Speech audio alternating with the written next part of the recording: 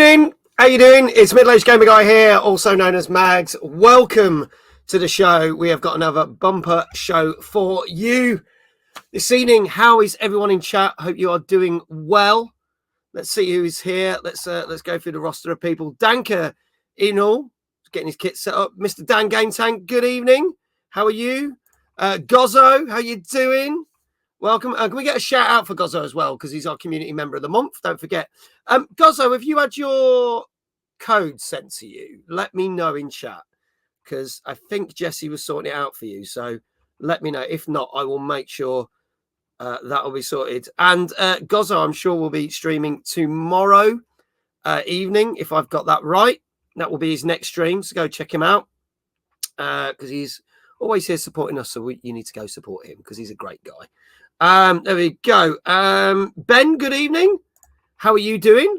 Great to see you. Let's have a scroll down.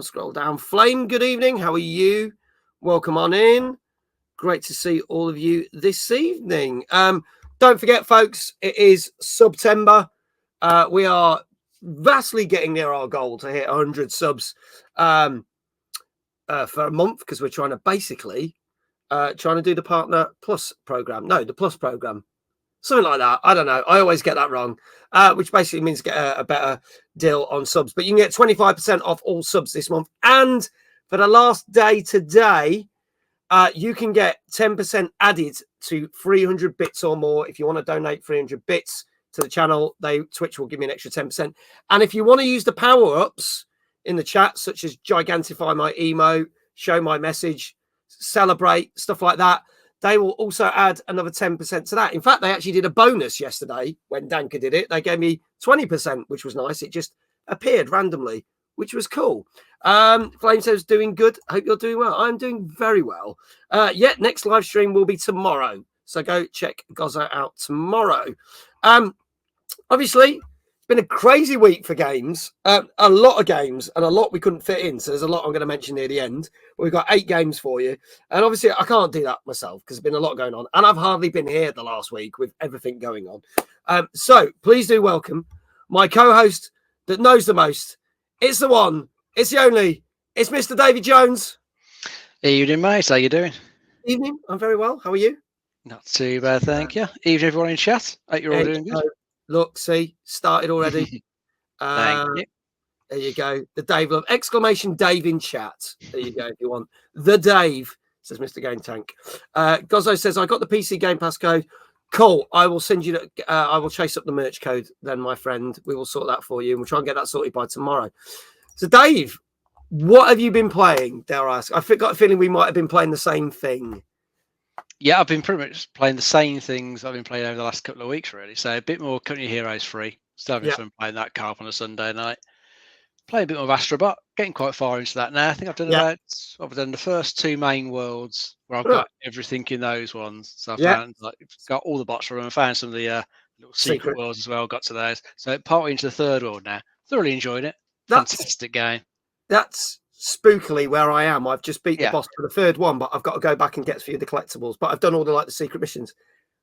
Without spoiling it, I've just unlocked the Nathan Drake bonus level. Oh yes, done that one. Yeah, but I haven't done that yet.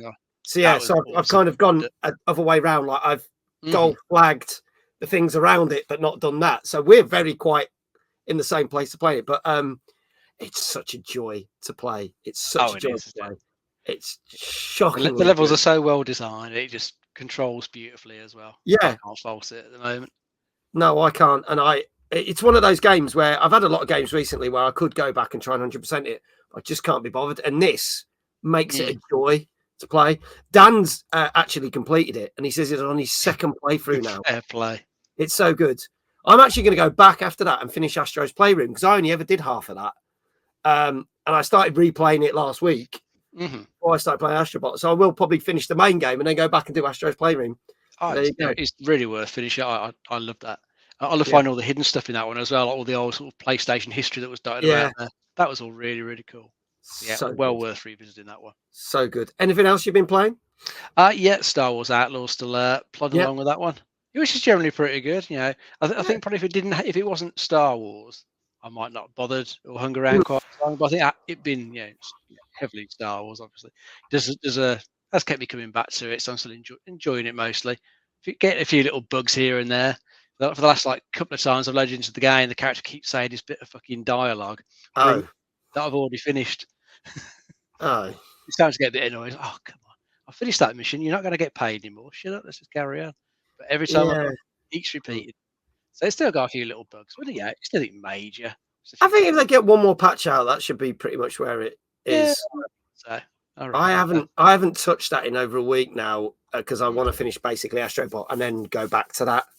But I did like it, and it's funny. I was having conversations with people at the Sheffield Creator Meet who were saying we don't understand the hate for Star Wars Outlaws because a load of other people I speak to that really enjoy it. It doesn't deserve as much hate it's been getting. I mean, it's not fantastic in any means. No. Definitely a 7 out of 10 game. There's definitely you could definitely improve pretty much every area in it. But I just find it hangs together, pretty well. So I'm still having fun with it. I'm going to finish it.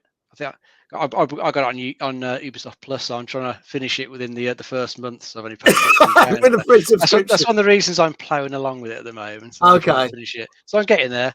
I'm on Tatooine now, so I've got to get the person from there. Then it's on to the finale after that. Okay, cool. So I might forget some of the side mission stuff because none of that's that fantastic. It's you get some stuff from it. But it's easily ignorable. So I'm not going to do that. Ignore that stuff. Finish the main quest stuff. Well, so there you go. I will get back to it. I just got to basically finish off Astrobot first. Sophie, thank you so much for your 35 months tier 1 sub. Has now been subscribed for 38 months. Thank you so much, Soph, for being here. I hope you're okay. Gozzo says I got some big news today. I'm so hyped. Let us know what it is. Ben says, did anyone else see the tweet by the pirate PR guy about Astrobot? Allowed a kid to play, turned his back for 3 minutes. Kid deleted his save game, which was about 80% through. Ouch. Could be worse. Could have been like a 100, 200 hour open world game by Ubisoft. like Elden Ring. Through that, you'd cry. My Elden Ring save got saved. I think I would cry. It's taken me hundreds of hours to get to where I got to. I could not start again. Oh no, I wouldn't have the patience for that. Iquel, good evening. How are you? Good to see you. Patience nor the time. No, that's the biggest factor with this. No time to play games, even though that's what I do. But I played some new games, which we'll talk about. Sophie has just completed the main story on Dead Island 2. You weren't so hot on that game, but I thought it was okay. I wouldn't have played it solo, but playing it co-op, it was still fun. It's funny because I did the whole thing solo and I loved every minute of it. But hey, Easter egg. Yeah, exactly. So you go. It was fun with a friend. See, so if you played it with co-op, maybe I'm just a complete loner and I played it by myself. But there you go. I know there's a new game mode coming to it, and it's free. So it's like the next lot of free DLC because they announced it. But whether I'll play that, I don't know.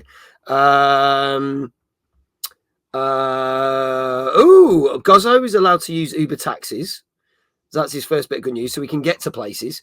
So I'm getting closer for me to work volunteer at Nottingham Rugby as a media member for events and stuff at the ground. That's amazing news. Fingers crossed, mate, that you get it.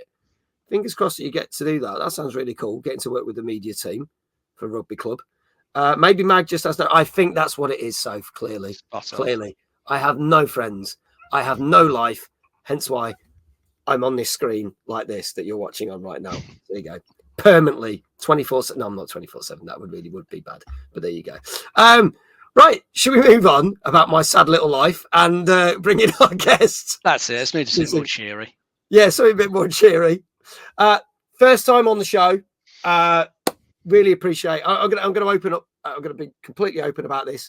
I'd actually forgotten to book a guest for this week. I totally overlooked it. I don't know how the hell I did that.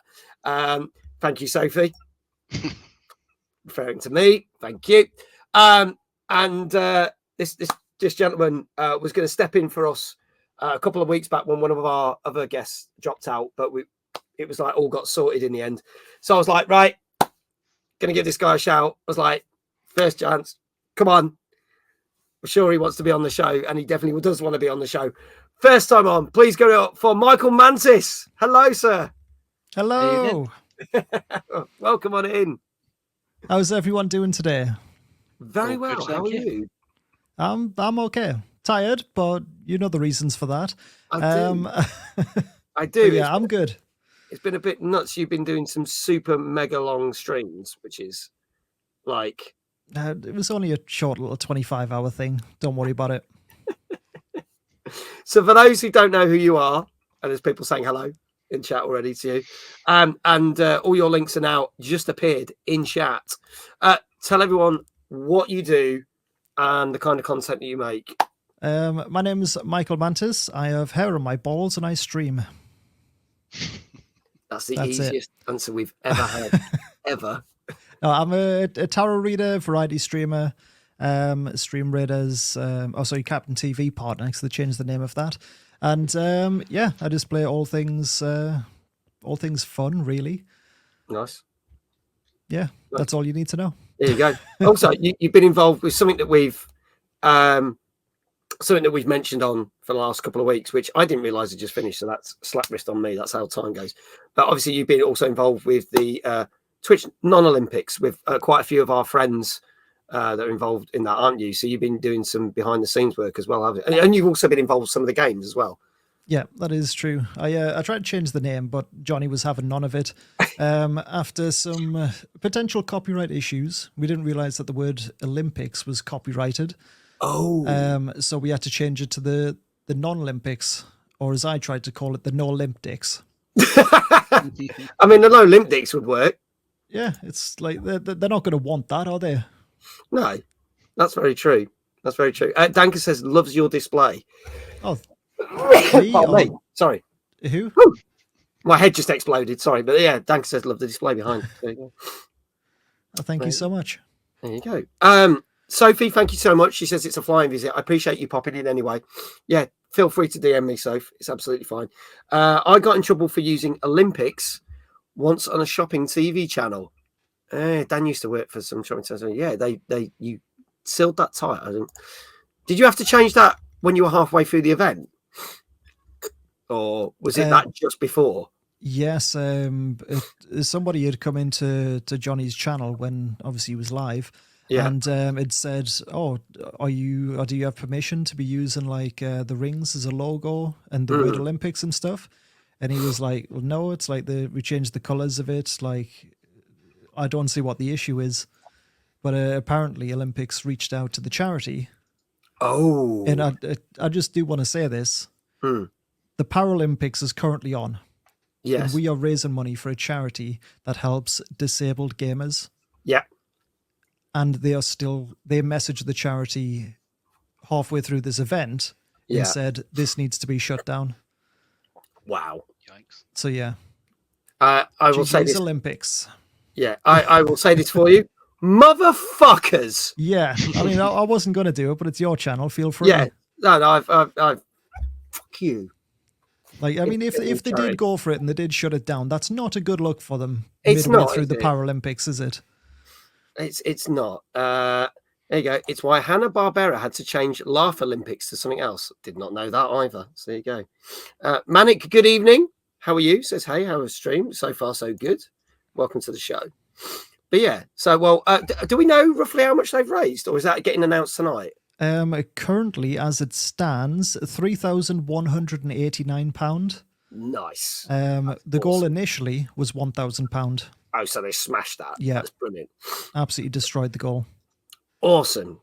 That's what I like to hear. Well, I have to say kudos to Johnny and everyone involved, because there was a ton of streamers and content creators that were playing games. And do you want to know how many content creators there was in total? Yeah, go on.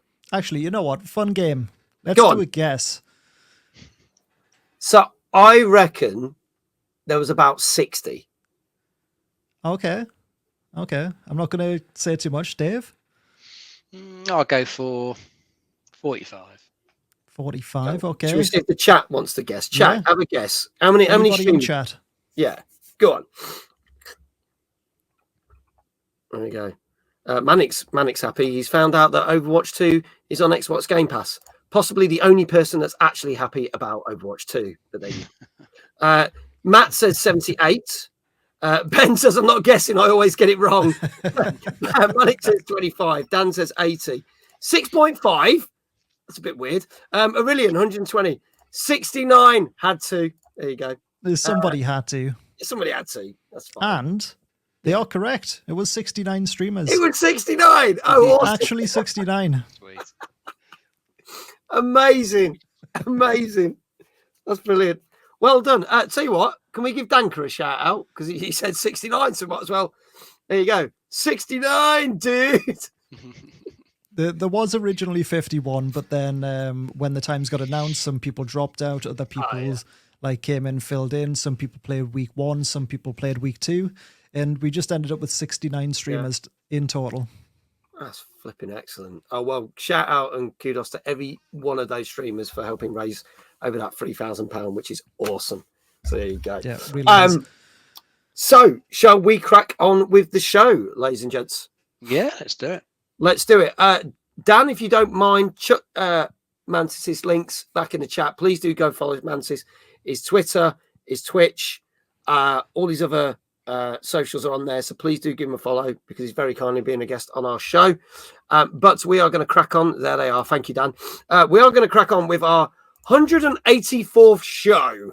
And we've got another 8 new games for you this week, including a game that you might have seen me play last night, Test Drive Unlimited Solar Crown. We've got Lollipop, Chainsaw, Repop, Marvel vs. Capcom Fighting Collection, Arcade Classics, Funko Fusion, and much more. Plus the latest gaming news from the last 7 days or so. So let's crack on with our first game of the night. And it was a double header last night of my stream because not only was I playing the Harry Potter Quidditch Champions, but we also then bounced to the brand new game which came out last Thursday, Test Drive Unlimited Solar Crown. This came out for PlayStation 5, Xbox Series X and S and PC. Let's have a look at the trailer and we will talk about this and my thoughts of what it was like playing last night. Let's have a look.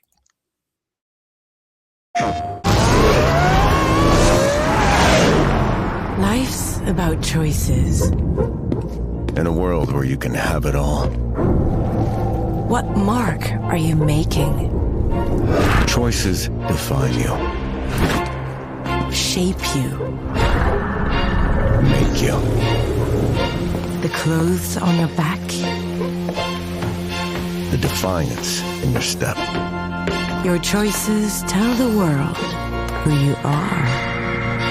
And what you stand for. Where do you want to go? Who do you want to be? Do you maintain your mystery? Or make your name known? You've got to know where you're going. And who's riding with you? You have to choose your side. But most of all, you've got to know who you are. Because when it's all to play for, only one can take the crown.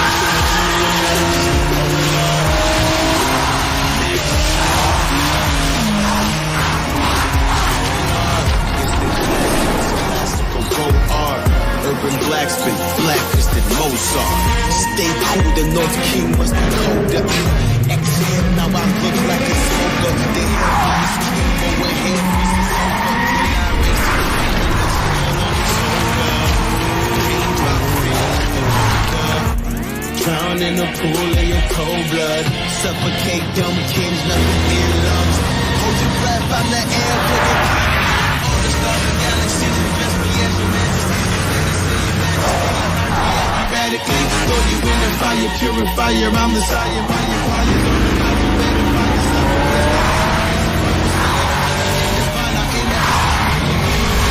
Are you rolling with the streets? Or loyal to the sharps. Test Drive Unlimited is back.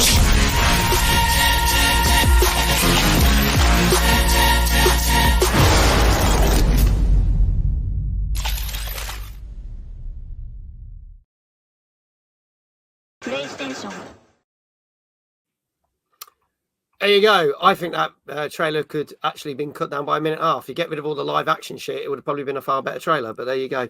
Just my thoughts on that. So some of you may have seen me play this last night. We won't talk about that yet. Ben says, no wonder we're not going to get through all the games that have been released in this week. This trailer's taken the whole thing. Whatever happened to the backwards compatibility, Michigan? You kind of suited that. How do you, fellow kids? No, oh no. The backwards cap. I can put it on, but not tonight. I was wearing a backwards cap because I was given a cap at the event on Saturday. So there you go. Boo out of 10 for Mag. Not the trailer. Good to see you as well, Dave. There you go. So for those who might not have seen the stream last night, tell us, Dave, exactly what this is. Well, yeah, this looks like it's a bit of an arcade race, a bit like the Forza Horizon series. Looks like the test drive has moved more towards that style of gameplay now, which I think some of the fans don't like, because I think in the previous games, it's been 13 years since Test Drive Limited 2. The previous games, they had more stuff you could stop and do in the open world, more dealerships you could visit, and lots of other sort of more social things like that. Whereas now it looks like, well, you still got, say, a dealership, which you saw briefly in the trailer. I think it's like one dealership that you can just go into. And it's more of a social space, because it's like aimed as like a bit of a massive multiplayer racing game now. So you mentioned meet up with the racers in there, go out and race them, form clans up, and then the clans race together. So it's geared up for that. Hopefully it'll get the population of players, so that'll actually work well, but we'll have to see. But it sounds like an interesting location with a set in the game, because they've done a one-to-one recreation of Hong Kong Island. Yeah. Sounds pretty cool. So they're just going to set the race out on various parts of the island, so there'll be different types of races, different types of cars. I think all your general favourites are in there, Porsches, Ferraris, Lamborghinis, all the favourite cars are in there. For what I've seen of it graphics-wise, I think it looks pretty reasonable. Not up there with stuff like Forza or Gran Turismo. Hasn't quite got the budget to match the level of graphics that those can do. It doesn't look bad by any means, but I suppose if you're looking for something else in between, the Forza games, or if you're on PlayStation, we haven't really got this type of racer. It's probably a good option to look at. You got the crew, I suppose. You have got the crew modes, but I know, but you haven't got a first-party arcade race like you used to on PlayStation. So this is probably a reasonable option to look at. Okay, all right. Michael, are you into racing games? Would you like the look of this? Not particularly. But that game did give me a roller coaster of thoughts and emotion as I was watching it. Okay. It started off with, oh my God, why are we getting an Aston Martin advert? I thought there was maybe adverts on the video. But then I thought, this isn't an advert. And the graphics look almost human-like. Like, they look fantastic. And then it swapped to the actual game. And I thought, oh, you know what? It still looks good. It doesn't look as good as what I thought it was going to look, but it was special. I really liked the driving along the beach, that bit for some reason. Just it gave like Grand Tour vibes. Really enjoyed it. Yeah, it's got the potential to be a really good game. Yeah. Okay. For those who saw my stream last night, I'll give my thoughts and opinions on this. So, as Dave said, it's trying to be Forza Horizon, which is not what the test drive games were normally about, and it has angered the test drive community. I would say it's a perfectly acceptable Forza Horizon alternative for PlayStation. However, you've got that with Crew Motorfest, which came out nearly a year ago, which I actually thought was excellent. This pales in comparison. For the fact that we played a 2-hour stream and this game is always online, which is a thing that's annoying people, seeing as Ubisoft just recently announced that the Crew 2 and the Crew Motorfest will get non-online modes because it's been requested so that the games don't disappear like the first Crew. I didn't see one single online player in the 2 hours that I'm playing it. It's only been about 30. Really? I must have played about 15, 17 races. And not a single person came online. I've seen reviews where people said they put a lot more hours in it and they've not played against anyone. There was a lot of weird clipping going on. There was bits where vehicles were popping in front of me out of nowhere, which was weird. Yeah. The graphics for the game and the driving are great, and it looks great, and the handling of the cars is great. But the character models and the stuff when you go into the dealerships or your penthouse looks shockingly bad. It looks really low rent. It's like you've gone from one game into another game. It's just very, very average. And it's not very exciting. They've recreated Hong Kong brilliantly, but that doesn't make for a good racing game. And I was really looking forward to this. And it comes to something when I enjoyed playing the Harry Potter game that I wasn't looking forward to more than this. So that's all I'm going to say on that. So, folks, for those who've not seen the show before, we don't review the games. We scour the internet to get a load of review scores and turn it into an average score. You may agree with it. You may not. And based on what Dave, our guest, myself may say, you can have a guess. Now, we've got some guesses already, so I'm going to bring up the scores, and then I will ask Dave and our guest tonight. So let's have a look. We have had Manic says a 7. Yes, he said, based on the trailer, 9.5. Based on the stream last night, 6.5. Ben says a 7.5. Always online, revised downwards, 6.5. So chat, get your scores in now. Flame says 7. Dave, we'll start with you. What do you reckon this got? Let's go for a 6.5. 6.5. Okay. Dave Johnson is saying the same as you, 6.5. Matt says a solid 7. Mantis, what do you reckon? I think, based on what I've heard so far, graphically people would have probably been expecting an 8. But because of the lack of the online play, nobody's seen anybody, I think that probably drags it down to about a 4. Okay. So my guess is going to be a 5.5. Okay, round about a 5.5. Okay. iQuell says I'm going with a 6. Danker's with you on this, 5.5. Gozzo says a 5.5. Now they've heard, and people are allowed to change scores if they want. So on that. Anybody else, folks, get your scores in chat. This is your last chance. This came out last Thursday. It's Test Drive Unlimited Solar Crown on PS5, Xbox Series X, S, and PC. And if there's no other guesses in chat, I can tell you that this averaged a 5.5. It is exceedingly average game. And I don't think I will play it again, which is quite sad, really. I played it on stream and I got no incentive to want to play it again. So there you go. Congratulations to everyone who got it right in chat. Michael, congratulations. All your links are in chat. That is your first one correct. Go follow Mantis on his Twitch, his Insta, his Twitter. I don't call it X. I can't be fucking asked. YouTube. It's all there. And congratulations to everyone else that got it right. So there you go. Hey, Mag, remember when you said you could change your score if people want? I'm changing. Yeah, not after we've announced it, iQuell. That doesn't count. The fact it's online only, it could die within a year. That does worry me. It does worry me.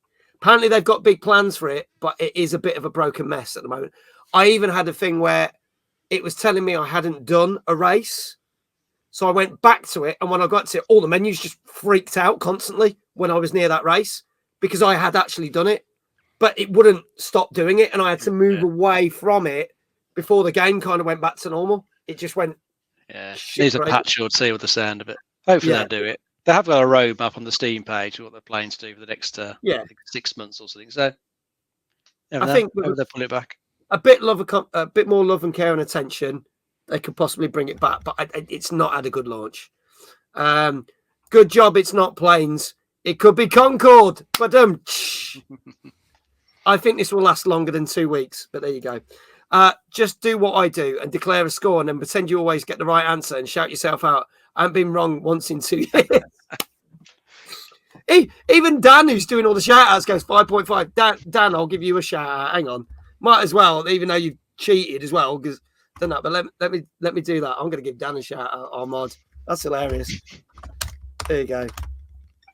Boom, there you go, Dan. Right, everyone's getting showers. Fuck it. Let's move on to our second game of the night. Something a bit different. This is it's kind of a remaster in a respect, but you can also play the original version of this game, which I do. Now, I am going to say this. This is the only launch trailer that they did, and I actually think this is a really shit launch trailer for this game and does not put this in the best light. So I have the original game.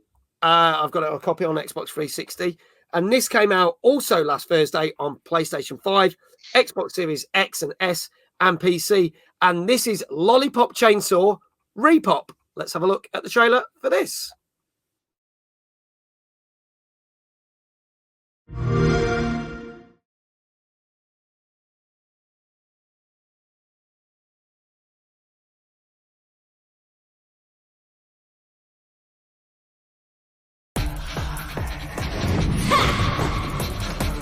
This is incredible. Juliet, you actually made it. Fantastic. You! How could you do this? To our school! To the people we love! What? Juliet!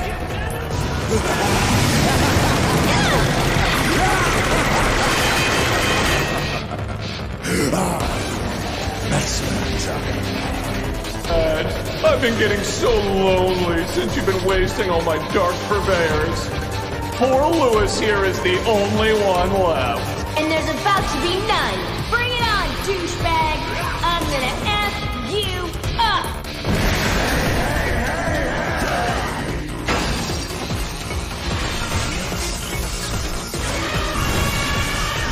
Elephant.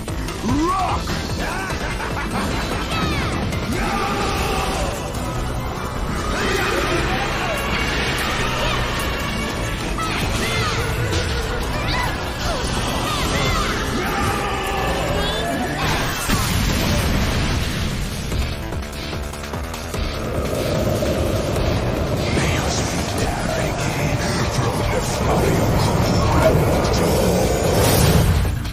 Lollipop potato!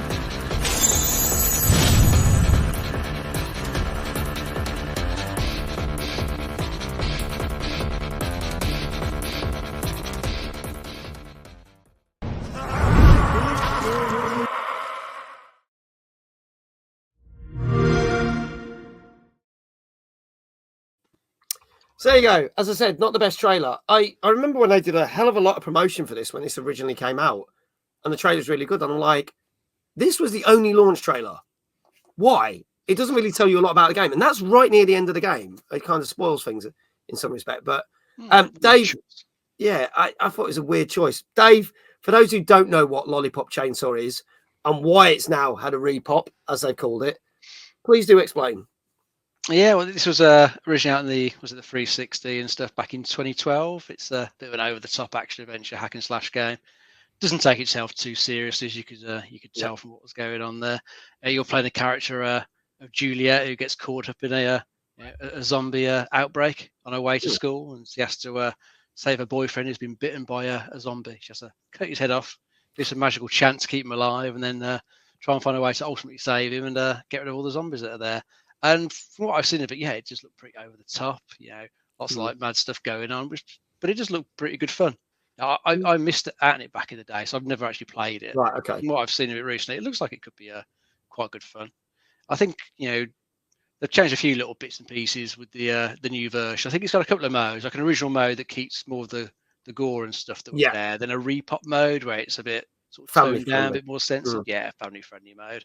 And I think it had to have it to change like the musical tracks as well, which is probably a bit of a shame. So I think there was a lot of licensed music in the original. There was.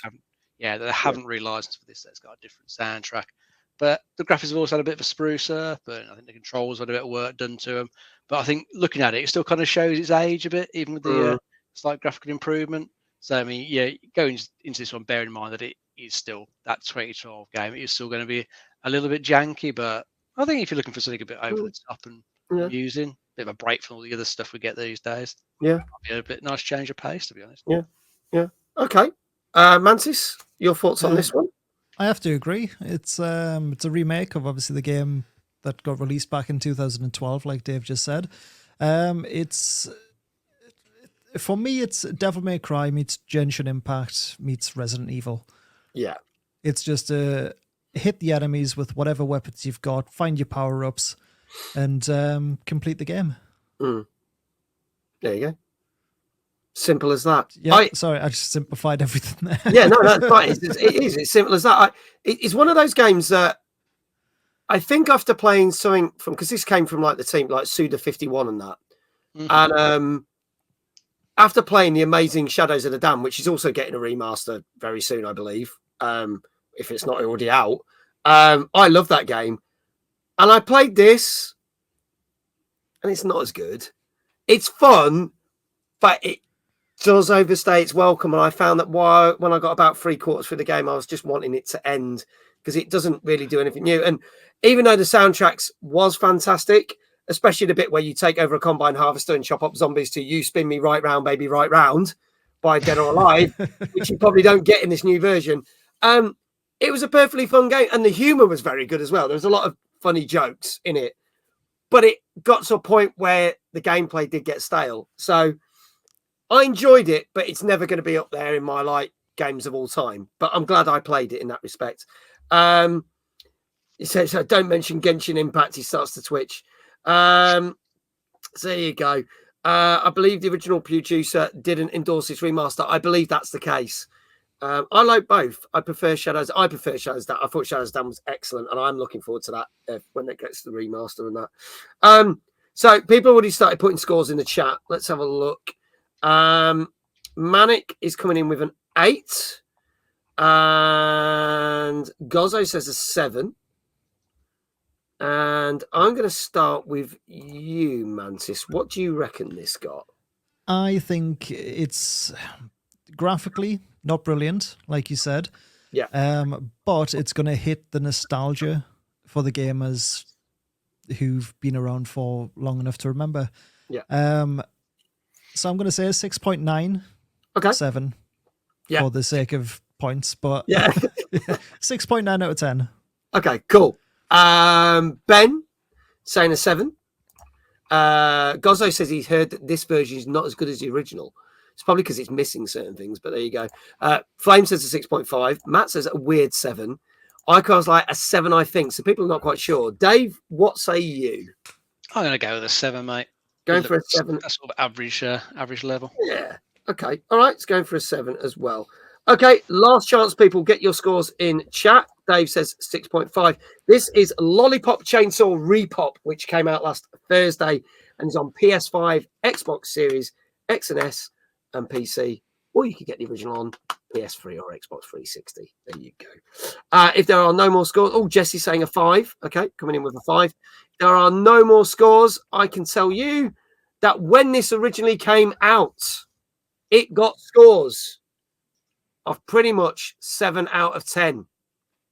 And now it's had a remaster. Nothing's changed. Average is a 7 of 10. So there you go. So congratulations to everyone who said 7 in chat. Ben being 1. Computer Club Matt. Gozzo.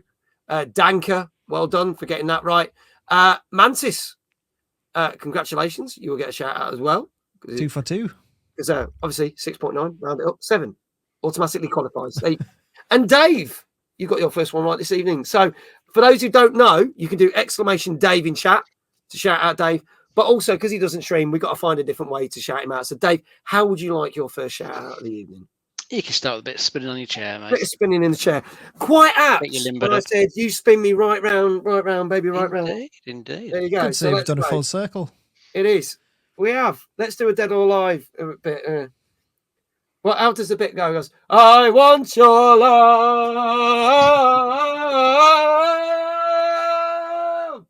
There you go. That's part of the song.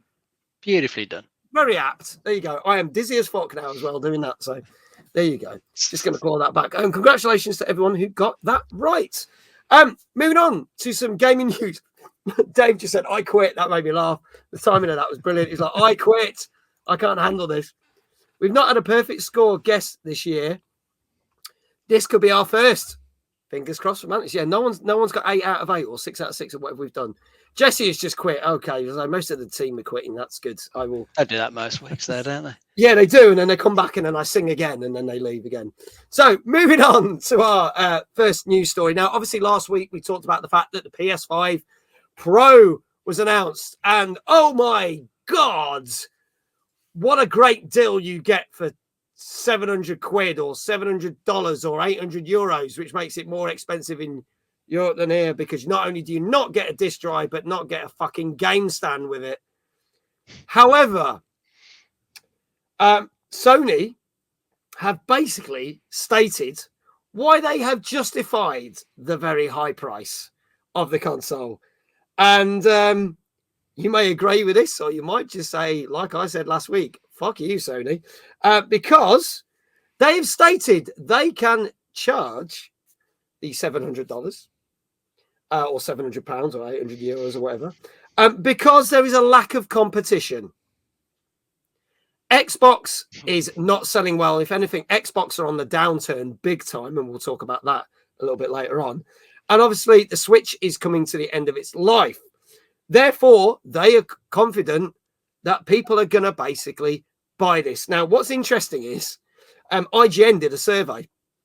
And when they did the survey, 75% of people in the survey said it's too expensive. And when asked how many people would actually buy this, only 14% said they would bother to buy a PlayStation 5 Pro. Now, apparently, Sony have also stated that they are unwilling to drop the price because they do not want to make a loss on the console. Because if you remember back a few years ago, they were claiming that a PlayStation 5 at 500 quid was making them a loss. So they've basically said because the parts prices have gone up and the economic downturn, if they are charging 700 quid or 800 euros or $700, they will not make a loss on this console. And they hope, this is the bit that I thought was interesting, they hope to sell at least 13 million units by 2029. I can't see that happening. So there you go. Dave, your thoughts, and I'll speak to Mantis as well. I mean, you say you can't see it happening, but we do spend a fortune on like other consumer items, don't we? Like your mobile phones. They ain't cheap. You get plenty of people who will drop happily over £1,000, like the latest flagship phone. So there probably are plenty of people who will happily drop the 700, was it dollars, pounds, whatever it is, on this thing. And they're not going to manufacture as many of these that do PS5s, so it might still end up selling pretty darn well. It might even sell out its first wave because they're not going to release as many of them. Yeah, but I don't know. It just hits that sort of price point for me where it just feels a bit too much. If I can get something for like under 500, I feel reasonably comfortable buying it. If it's like under that amount, as soon as it goes over 500 or something, I start feeling a bit like, can't really justify it. The wife will probably tell me off if I spend that much on it. Yeah, just getting a bit. But I also don't like the way they're saying that they can charge that much because there's no competition. Because then it does make you wonder, well, how much they're going to charge when PS6 comes out. I mean, that'll be that's way more powerful. So I'll have more expensive components in. How much is that likely to be? Are we going to have our first £1,000 console in about 5 years? I certainly hope not. I think I'd just be sticking with PC at that point. PC only. It'd just be so much easier. Hello to Jenny. Good evening. Hello. And hello to Emperor Carrot. Good evening. You've joined us. Thank you so much. Mantis, your thoughts on this? Their claim that this is why they've got to do this. I've got a lot of thoughts on this. First one, fuck you, Sony. Like, why? Why do you need to say that? It might be the truth, but why do you need to say it? The reason we're going to charge so much is because there's no competition. Did Sony forget that PC building is a thing? Yeah.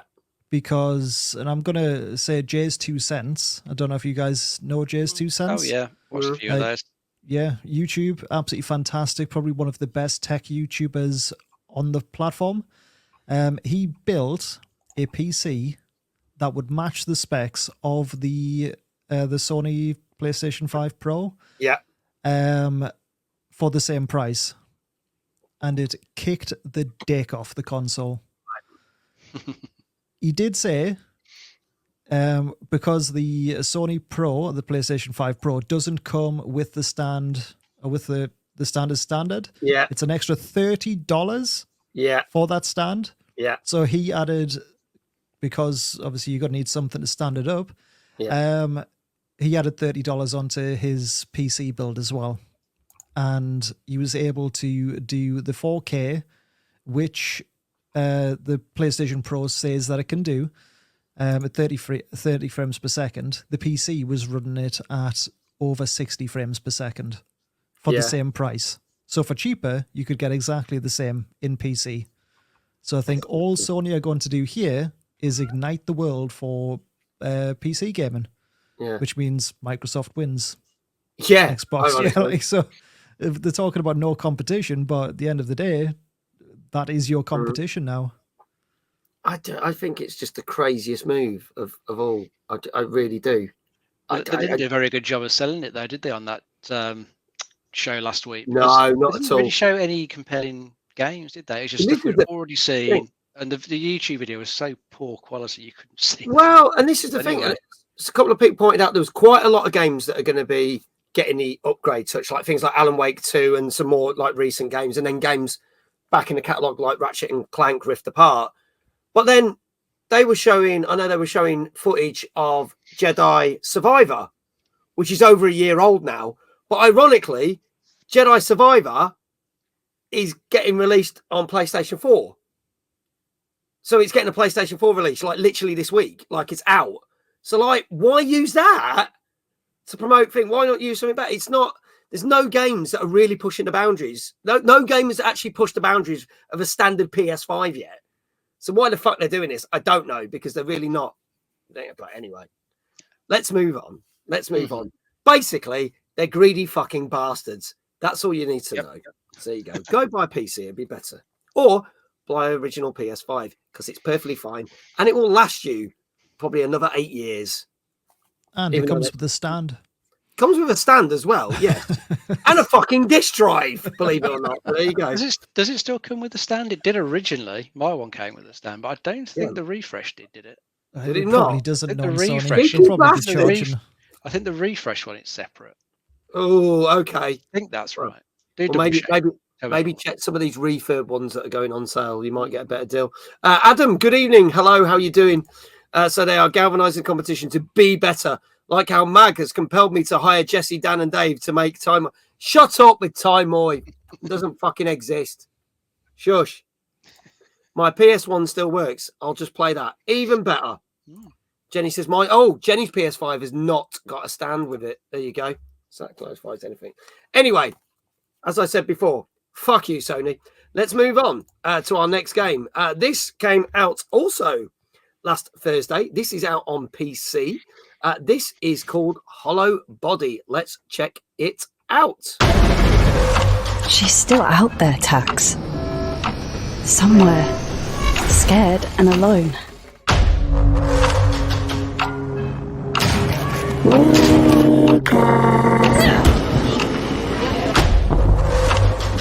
In fucking bodies, man. People. They don't deserve to end like this.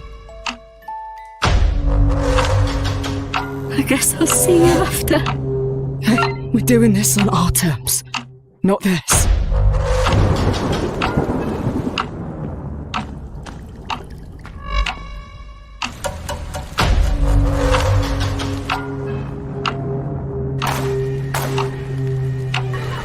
Tell me, is she still alive?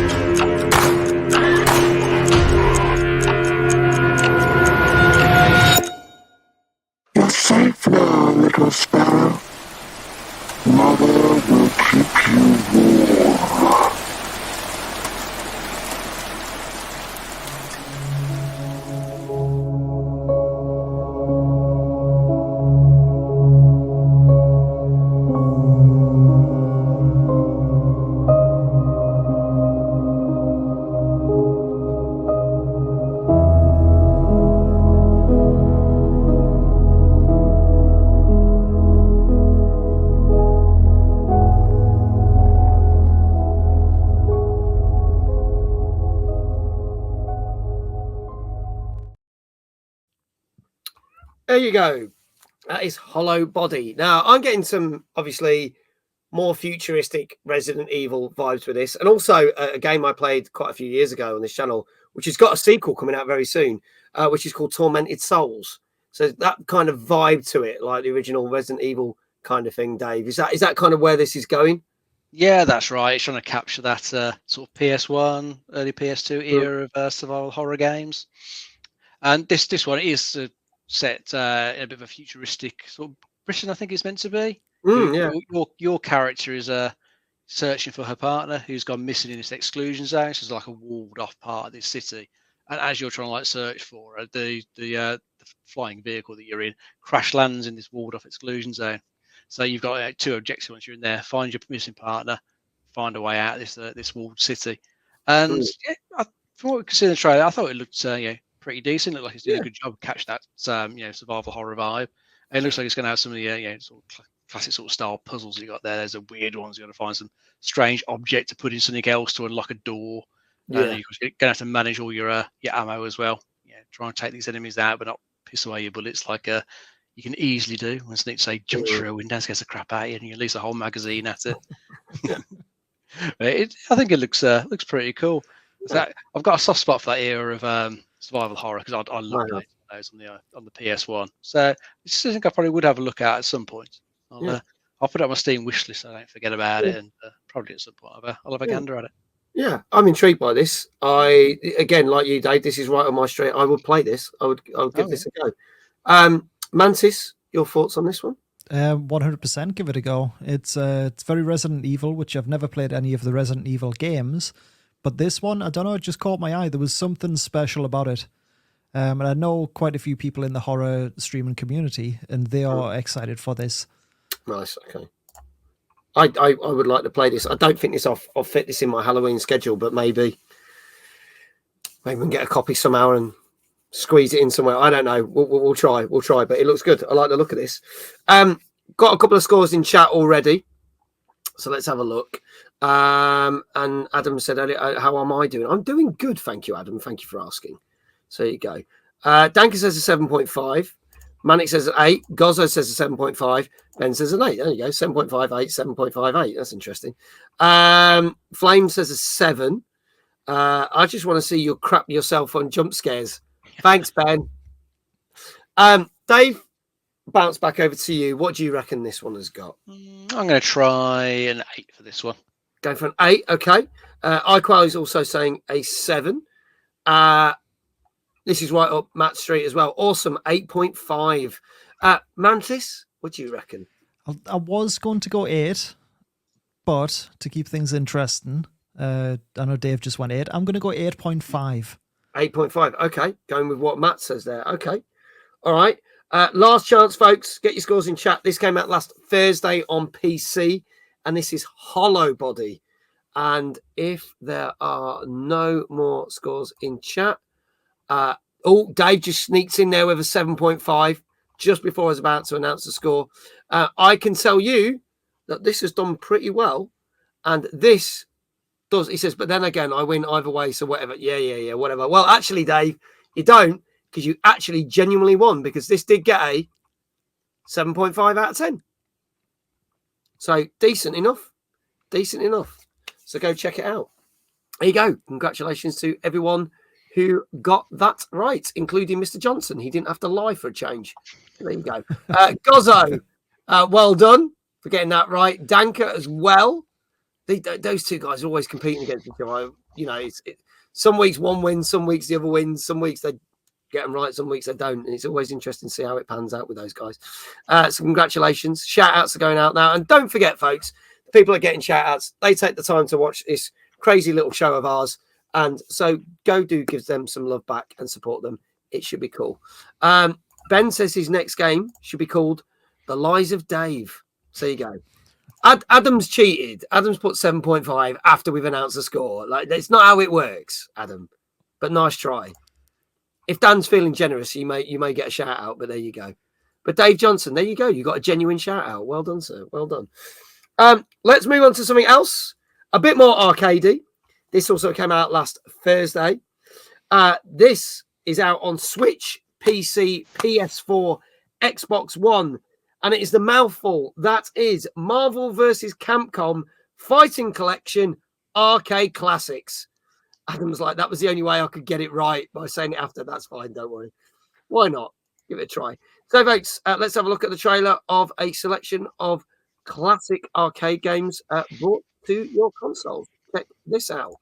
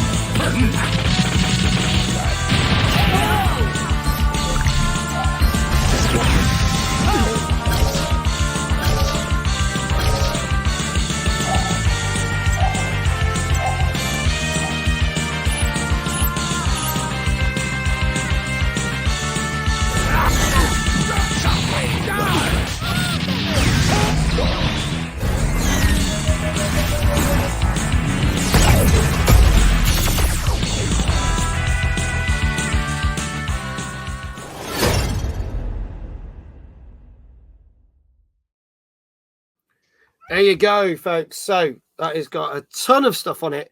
Most of them are your sort of 2v2 or 4v4 battlers, but then you have got one sort of side-scrolling beat 'em up in the form of the Punisher. So, Dave, tell us some more about this collection, which seems vast. Well, yeah, I mean, it's 7 different games across, standard beat 'em up genre, standard side-scrolling sort of beat 'em up genre as well. I think the Punisher, I don't think that's been available in some regions before. Yeah. Well, say new to a batch of people, and most of these are the fighting games. I think they were probably in previous collections, but looks like they've all been brought together and they've got some nice sort of modern niceties in there. I think they've done some good sort of training modes in there. Good detailed training modes so people can really learn the characters before trying to launch into the online multiplayer, which apparently is set up pretty well and I think it's meant to be working okay. Yeah. But yeah, it's a good excuse to get back into these old games. I don't think I've played a single one of these. I've probably missed them in the arcades way back in the day. And never been quite my genre. The one-on-one fighting games. So I've overlooked these. But seeing them running there, they all look pretty decent. And I think if you're a fan of like the X-Men, the Marvel characters, it looks like it's a pretty good collection to jump into and have some fun with. Yeah, and also it's the original arcade versions that they've brought. So it's not like you're getting versions that did end up on some consoles. They are actually put in, which obviously, as some people say, is like their purest form, which I think is quite cool. Mantis, your thoughts on this collection? Very colourful, very well done. They kept original to the comic book style, which I really liked. Special attacks, lots of sort of flashing images and things happening on screen. Very, very nice games. I will say they weren't my typical games to play when I was a young Mantis. Yeah. But like the side scroller, I used to love Golden Axe. Oh like, yeah, that was such a good game. And when I seen the side scroller, I was like, oh, that's bringing back some memories. I could potentially play that. And I love the fact that they've actually incorporated online play for it too. Yeah, it's really good. It's a great collection, I have to say. It looks fantastic. We've got a couple of scores in already. Let's have a look. Let's just scroll up here. iQuile said 9. Game of the year for him, this is, says iQuile. Let's scroll down. Danka said 8.5. And Gozza said 8.5 as well. Adam says 7. Seems solid. Ben, 8.5. Flame, 8. Manic, 8. Jenny, 7.5. Games Guru, good evening, by the way. I've seen you've been chatting in the thing. They need to now re-release the Simpsons. Oh, please. I'd love to have the Simpsons arcade game on a console. That was GOAT tier co-op beat 'em up level arcade because it was. And you can play the original one at Arcade Club in Bury. There you go. Home to a certain game. Yeah, play it at Timeless. It's great. Yeah. And they got the version that's got the TV screen and everything. 4-player. It's brilliant. Mantis, we'll start with you. What do you reckon this has got? I'm going to go, this might upset some people, 7.5. 7.5. Okay, no, that's cool. It would be an 8.5 if they kind of like did a lot of upgrades to the graphics, but I know that's going to be very much on the fence preferred, or depending on which side you would like to be.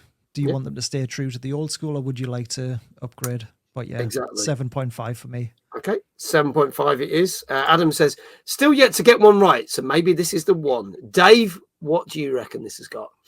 I'm going to go for an 8.5. 8.5 for this one. Okay. There you go. Any other scores, folks? This is Marvel vs. Capcom Fighting Collection Arcade Classics, which came out last Thursday on Switch, PC, PS4, and Xbox One. Matt says a Brill 8.5. There you go. Final chance. If there is none, I can tell you that this has done very well. And is in fact our high scoring game of the night so far, because this did in fact get a 8.5 out. Wow. It got outstanding reviews for this collection. So there you go. Go check it out if you like those kind of games. So well done. Dave, you got it right. Exclamation Dave in chat. How would you like your next shout out, my friend? You can do your jump up from behind the chair, mate. Up from behind the chair. See if I can break my knees. That's it. Here we go. Right. Should ask for mid backflip next time. Oh, God, I wish I had the space, but if I did that, I'd smash everything behind me. Complains about the space all the time. We're limited to what he can do, bless him. It is. I haven't got the space. There's just no space. No space whatsoever. There you go. Here we go. 3, 2, 1. Hey! See, I hit the fucking table. I knew that had happened. There you go. Very nice. No, never mind. There you go. Well done to everyone who got it. Crunch. Smack the fucking, Lammy was going to go flying.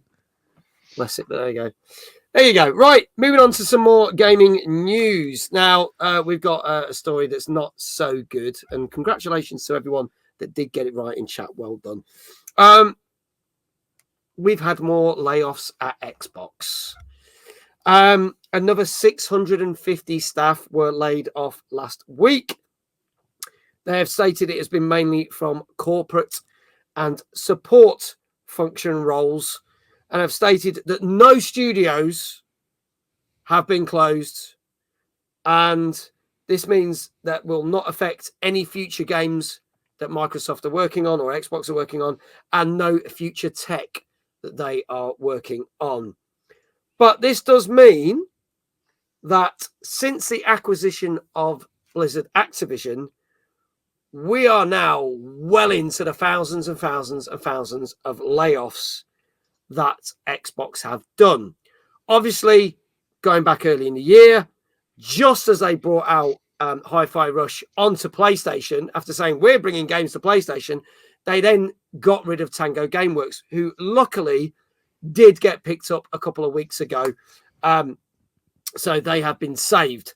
But not everyone has been that lucky. They have stated that 650 staff that are basically US based, because not all of them are US based, will get healthcare options, severance pay, and help with finding another job. But we don't know what will happen to the other people that work remotely around the world. Share prices have plummeted with Xbox and have continued to do so, more so since the console is not selling very well at all. In fact, as we have stated, the Switch is outselling Xbox, and the Switch is way older and is on its last legs, and the Xbox is trailing far, far behind. So things are not great, even though Phil Spencer is saying everything's great and we've got some great releases and blah, blah, blah. But then I'm kind of going, like with the Indiana Jones game, I'm a bit worried about that. And that was supposed to be an Xbox exclusive, but then literally 6 months later, it will be coming to PlayStation, which either says it's not going to be the biggest seller that they think it's going to be, or it's not that good, so they're going to try and shift some copies on PlayStation. It's not great. It's not great, and it is worrying times for Xbox, isn't it? Oh yeah, I'd say so. It's a shame the console isn't selling that well, because they had great momentum back in the Xbox 360 era. Yeah, it just kind of went wrong for them with the Xbox One. I don't think they've really been able to recover since then, because people switched to PlayStation, and they've just kind of stayed there now, haven't they? Yeah. They've got their the games and stuff on there. They're into that ecosystem. So why would you swap? There's not really been anything worth switching over to Xbox 4, because everything's generally been on PC. So if you had a PC and a PlayStation, you could already play that. But of course now tons of stuff is coming on PlayStation. So there's not really much to convince you to go and buy an Xbox, I'd say. So it's going to be interesting to see what they do to differentiate themselves with the next gen console they're planning to do, because I don't think they can possibly recover this one. There's just nothing compelling to make you go and buy an Xbox if you haven't already got one. No. Nothing at all, unfortunately. Which is a shame, because I still think it's a good console. I still use it a lot, but if I was buying a console now, I probably wouldn't even consider it, to be quite honest. Ben's comment: Microsoft can get their market back by offering a standalone disk drive with an Xbox. Well, luckily they built it so it can just stand up without needing to stand. Ironically, I do have mine on its side, which is ironic considering it was made to stand up, but mine is on its side. It's that's nuts. There you go. Mantis, your thoughts? It's always a sad time when companies have to lay off staff. Like I've seen it. I'm not going to name the companies, but I've seen it firsthand in other games and other industries. It's never ever a good thing. But it does make me wonder. There's no wonder Sony's saying that there's no competition when Xbox is on such a decline like this. And it's sad to see.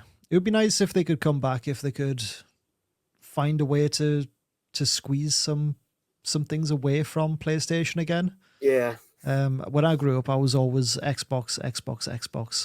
I think at the PS1, the PS2, then I moved across to the Xbox. Yeah. And I stayed there until Xbox One. And then I moved across to PlayStation 4, and that lasted like 8 months, and then I got myself a PC. Yeah. It's an interesting one. I think Xbox are just so focused on Xbox Game Pass that that's going to be the thing for the next 4 or 5 years until they actually do something with a new console. There's been talks of a handheld and other things, but I don't know. I don't really know what their strategy is, to be honest. I really don't think they know. They just seem to be building up lots and lots of hype about stuff that's not actually that great. And like, there's Gamescom. They got some of the biggest stands in Gamescom. So fucking what? And the Tokyo Game Show and that. And it's just kind of going, yeah, but it's a funny one. So we'll see. We'll see what happens over the course of time. But I do think the thing that we have to take away from this is just we have to sort of sympathize with the people that have lost their jobs, regardless of what company they were let go from. Yeah, it's been a horrendous now. Well, I think we've been talking about layoffs now for about nearly 2 years, haven't we, Dave, on this show? And I'm not saying it's every show that we mention it, but there seems to be one at least every 2 weeks. There's a new story that we're talking about. So our heart always does go out to the people that have lost their jobs, and we hope that you do find it. And it is tough, and the industry is in the shit, let's face it, and it has been for a while. I'm just hoping it does recover at some point, because there's lots of talented people there that are without jobs. So fingers crossed to everyone. Let's move on. Obviously, this time next week will be the last time that I mention this, because we are literally just over a week away from Format. Basically, I'm going to state this because I can. The world's #1 nightlife gaming event. And if you have no idea what Format is, check out this trailer, because it is happening next week in Liverpool, people. Check this out.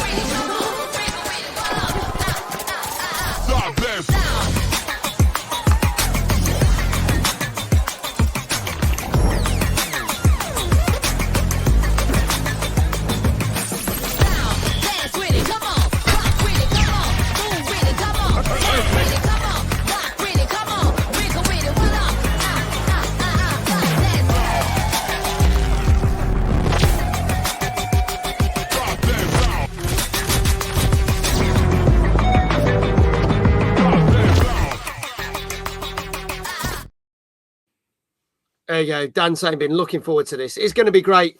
So for those who don't know, exclamation Format in chat. There is a first time being held in Liverpool. We had Simran on the show 2 weeks ago. He's really pulled it out of the bag for this one. He's announced basically the floor plans and everything as of today. 2 warehouses full of games, full of musical acts, from everything from grime to pop to rock. And you get to play some great indie games, as well as some AAA games and VR games at the show as well. He's doing his industry party on the Wednesday night. Thursday night is the main event from 6 p.m. till 1 o'clock a.m., where you can get 25% off your tickets by doing exclamation Format. So instead of spending £13, tickets are £9.75. And also, as announced at Timeless, and as we have done, we have teamed up with Format on the Friday for the after party to bring you a taste of Timeless, where we are doing a mini Timeless gaming convention. So all those people that already got FOMO from Timeless or went to the event last month and want to get a bit more, we are running 2 industry panels. We've got a content creator panel. We've got an industry panel with one of the devs from one of the games we're going to be talking about in a minute, ironically. And we have got 4 gaming competitions and live music. Tickets for the after party are just £5. And Simran literally told me last week that they've shifted well over 200 tickets for the after party alone, making it the most successful after party in the 7 or 8 years history of Format. So there you go. So get your tickets now, exclamation Format. It will be there next week. It's going to be fantastic. It's just like a massive fucking party. I'm going to be so hungover. Anyway, moving on. Let's go on to our next game. Again, something a bit different. Also, our last game that came out on Thursday. This is on PC, PS5, and Nintendo Switch. This is Caravan Sandwich.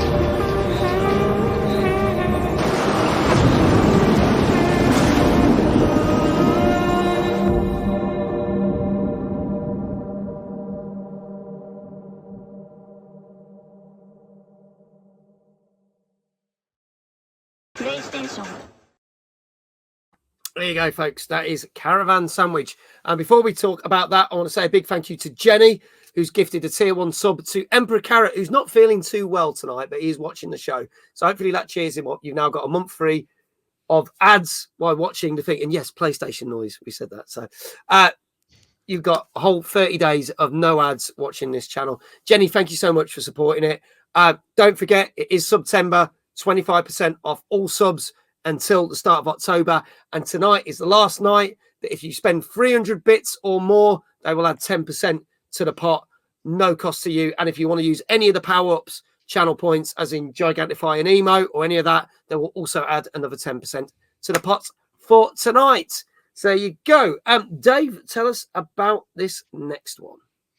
Yes, this one's a bit of a sort of chill exploration game. You're playing as a character who's come to this particular world, and they're trying to find their missing sister, who's disappeared somewhere on this planet. You've got this the van that you drive around the world in, trying to solve various puzzles, trying to solve the mystery. But it is a very sort of chill exploration game. There's no combat to it, no death, no time limits or anything like that. So you can just kind of explore to your own degree. Do what you want when you want. You haven't got to worry too much in the game. It's just there kind of when you want to play it. Probably if you want a bit of a sort of relaxing time, you can just come to this one. I think it looks quite relaxing as well. It had some nice music playing in the trailer. It's got a sort of nice, cool art style to it, which I think looks really nice. And I think it looks like quite a fun little game. I'd give this a go. It's good. It's cool. I like games like that. It's things you can just dip in and out of and play for a little bit. That's it. Yeah, not too much stress to it. Just load it up, enjoy yourself. Nice. Okay. Mantis, your thoughts on this game? Looks like a very cozy, wholesome puzzles exploration game. But I'm fully down for it. It looks really good. I like the art style. It was giving me kind of like Raft vibes in terms of art, not the water, because it was in the middle of a desert. But yeah, it looked really, really cool. Yeah, I like the look at this. It reminded me of a game that me and Dave loved a lot. It looked like Jasant, which was like the rock climbing game from last year, which was fantastic. But it's got that art style, and I immediately was like, oh, I like the look of this. Even though I didn't really know what the game was, I was like, I'm sold on this already. It looks great. We've got some scores in already, so let's have a look. I'm scrolling up the wrong thing here. I'm not scrolling that one. Let's have a look. Someone did say, was this Death Stranding 2? Which I thought was quite funny. Manic reckons this will get a 7. Danker says, had his eyes on this for some time now. 7 out of 10. Ben says a 7.5. Gozzo says a 7. Chat, get your scores in now. Tell us what you think of this game. Dave, I'll come back to you this time. What do you reckon this got? Oh, I'm going to go for a 7. Going for a 7 as well. Okay. Flame is saying a 7.5. Mantis, what do you reckon? I'm going to go with Dave here. 6.9. 6.9. 7. Perfect. We'll go for that. Awesome. Jenny's saying an 8. Okay. So there you go. Last chance, folks. Get your scores in now. This came out last Thursday. This is Caravan Sandwich. Don't know why it's called that, but we'll probably find out when you play the game. And he's on PC, PS5, and Nintendo Switch. iQuell coming in there with a 7.5. And I can tell you that this scored, if there are no more scores in the chat, 7 out of 10. So there you go. So well done to everyone who said 7 in chat. Dave, Mantis, well done. Feels like a great Switch game. I think it would be, Will. I think that would be the kind of thing you just sit back and relax and play on your Switch. Perfect. So there you go. Go check out Mantis. His channel's there. He was last playing Baldur's Gate 3 literally today. Literally today he was playing that. And there is all his socials, so please do follow. Dave, how do you want your shout out? And don't forget exclamation Dave in the chat. You can do your walk on from the side, mate. Okay. All right. I think I'm going to do this ever so slightly different for a change. So I just want to mix it up, all right? So you're cartwheeling, are you? Not cartwheeling, and I'm not going to try and kick my shoe off like I did a couple of weeks ago and lost my shoe. But I thought I'd try something else. So here goes. Just bear with me, all right? Okay? Mm-hmm. Right, you ready? Yeah.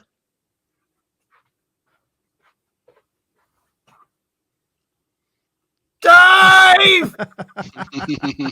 Very nice. There you go. That's a pixel art version of me. There you go. For those who didn't see it, I was giving this as a present at Timeless. I look like Bob Ross, but I don't mind. I think it's cool. But there you go. Pixel version. I thought I'd just do that. There you go. Will said a drop kick. I'm not going to drop kick anything, but there you go. Because I know me, I'll probably kick the fucking chair out the window and it's game over. Well done to everyone who got that right. Let's move on to our next game. Now, I mentioned that at A Taste of Timeless at Format next week, we have got a dev panel. And we have got one of the devs that has worked on this very game on said panel with our guest host, Mr. Josh Strife Hayes. This came out last Friday on PS5, Xbox Series X and S, and PC. And if you love Funko Pops, you're probably going to love this because this is Funko Fusion. Let's go.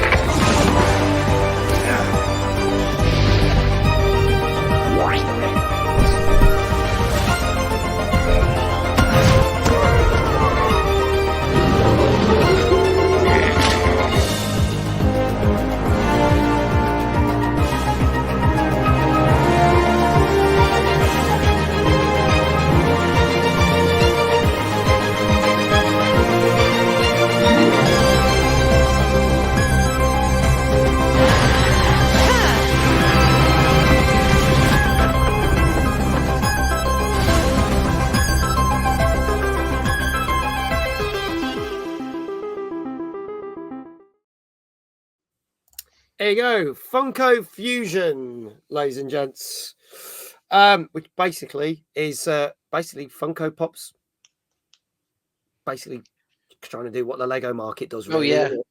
Oh yeah, that's it. Just swap out Lego for Funkos, and yeah, it's that type of game. You know, plays pretty much the same. It has the same sort of collectibles in it. It's got some very sort of loose story that's there, just to string all these different environments together. You got environments based on like Jurassic World, Back to the Future, Jaws, The Thing, Hot Fuzz. So there's Hot Fuzz. Interesting things mixed in there.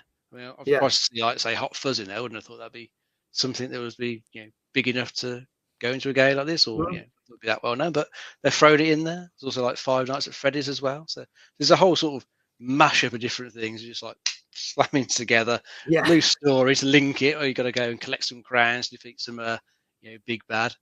It looks okay. I think the appeal of it depends on what you really like. The Funkos, I think they're okay. I'm particularly bothered about them one way or the other. But I think a lot of people must like them because they seem to sell pretty well. Yeah, shitloads of them out there. People love collecting them, so it's going to appeal to some people, I think. Yeah, definitely. Apparently, Shaun of the Dead's part of it. The Umbrella Academy is part of it. I saw that as well. Knight Rider. There's loads. Battlestar Galactica, like the original TV series as well. So many different random things from like the last 40 years or so. It's nuts. But it seems like a good collection of things. And I have heard people say that it does do the fan service really well. He-Man. It's bloody He-Man, the cartoon version of He-Man. How could I forget that? That was shown there as well. There you go. iQuell said it, just I was saying it. Yeah, He-Man as well, which is pretty cool. They even played the original He-Man theme tune in it, which I think is hilarious. Nice. Mantis, your thoughts on this? It does fan service. Is it going to be enough to basically make a Lego clone for Funko Pops? I don't know. I was watching that trailer and I was trying to work out what the point of the game is. Like, it doesn't really say anything other than, oh, we've got Funko Pops. Ooh, we've made them graphically. What's the story? What am I doing in that game? Yeah, so the loose story of this is apparently if you're a very keen Funko Pop collector, there is like this one Funko Pop which represents like the king of Funko Pops. And apparently an evil version of him turns up and starts doing horrible things. So he calls on lots of different other Funko Pops in their scenarios to basically try and get control back of the kingdom and put things right again. And that's the very loose story that's told through all these different TV shows, movies that they use to set the scene for this. Okay. I'm probably gonna pass on this game entirely. Right, okay. Because again, I'm not big on Funko Pops, things like that. I've got one, but that's because I won it in a giveaway and I immediately took it out of its box. I really don't understand the appeal. I understand the collector's items.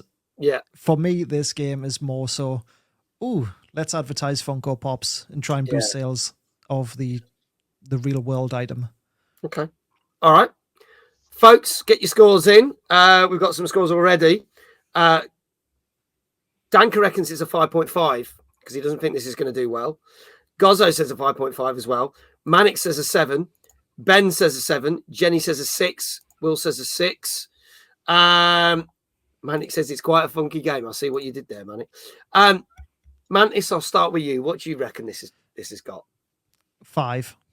5. Okay. Yep. Just play it right down the middle. 5.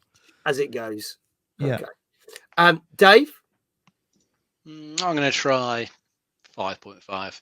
5.5. Okay. Flame coming in with a 6. Jesse coming with an 8. Jesse's sold on this. So Jesse's sold on this one. It reminds me of Skylanders, if anyone remembers that. I do remember that. Never played it, but I remember it. Last chance, folks. Get your scores in chat. This is for Funko Fusion, which came out last Friday on PS5, Xbox Series X, S, and PC. I forgot the score bit. Distracted by He-Man. 6.5. That's fine. If there are no more guesses, I can tell you that just when you thought that Test Drive was the lowest scoring game of the night, this has just snuck in because this got a 5 out of 10. Well done, Mantis. This is the definition of an average game. It is buggy, it breaks, and it gets very dull very quickly. And there are certain parts where you get to play the scenes from the games and the film, and it's fun. But because you have to get so many points and things to unlock stuff, you end up playing scenarios over and over again, and it just gets tedious. And the fact that there's a lack of voice acting or anything, they say if you compare it to something like the Lego games that has great sense of humor, very clever, this pales massively in comparison. So there you go. Danka got his first one wrong and he was 0.5 off. So that's his streak gone. Don't think anyone else got 5. Well, Mantis got it, and Mantis yet again. His links are in the chat. His Twitch channel's in the chat. Go follow him. Well done.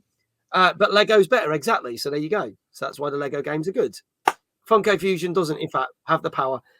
But despite that, go see The Wonderful Dev, because they did say, all the reviews said they put a lot of care and intention to all the things from the films, TV, games, and the characters.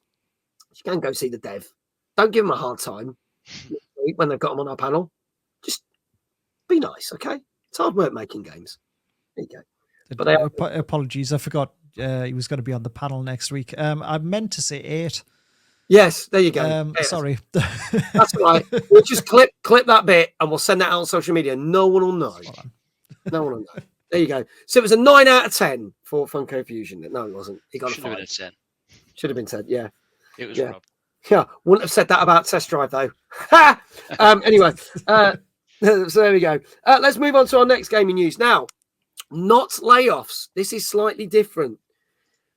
A number of staff at Annapurna Interactive walked out last week because they were very unhappy with what was going on.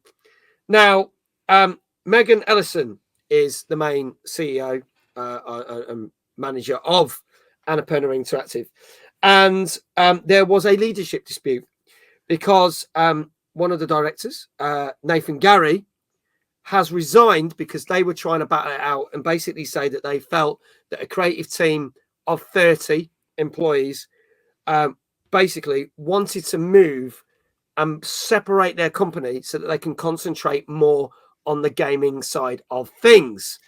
Unfortunately, negotiations broke down and Megan Ellison said, no, that's not happening. we're keeping it in the same pool as our TV projects and everything else. So Nathan Gary resigned, and on doing so, all 30 employees from that department also walked with him because they were not happy with the way things are going. Annapurna have put out a statement saying that this will not affect any future projects of games or the TV shows that have been announced. But it clearly shows the employees weren't happy if all of them walked with the guy that was trying to negotiate a better deal. Just make you think there's something definitely wrong there, doesn't it? That the higher ups are trying to do that. People in this particular part of the company don't agree with. So it's a shame they couldn't come to a deal to spin it off to be a separate entity.